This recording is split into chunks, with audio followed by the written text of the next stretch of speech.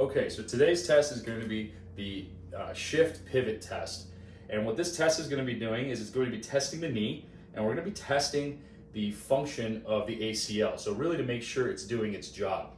So what we do know about the ACL is that it's going to protect against the anterior slide of the tibia, and it's also going to protect with maximal internal or external rotation depending on the force.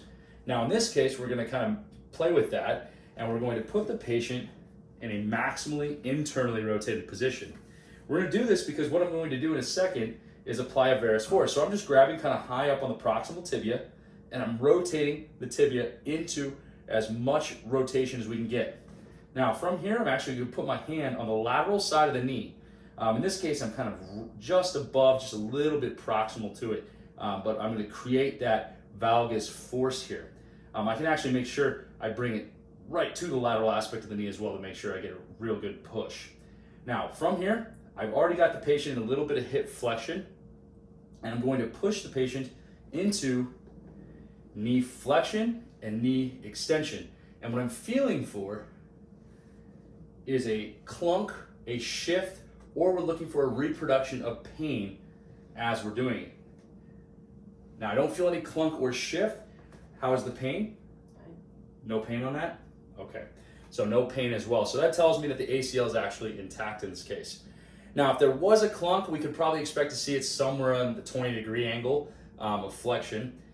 And in terms of that situation, if there was a clunk or pain or that shift, we would say that with pretty good specificity that there is some sort of something going on with the ACL. Now, we can do some other tests to make sure and to kind of double check our results and make sure that it's actually a tear or some sort of pathology in the ACL.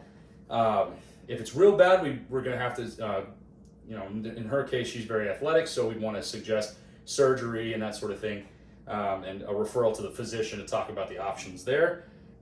If not, and she was okay, what we want to do is we want to strengthen her quads, and we want to work on stability of the surrounding, I should say stability and strength of surrounding musculature to make up for that lack of stability or that lack of functionality in the ACL.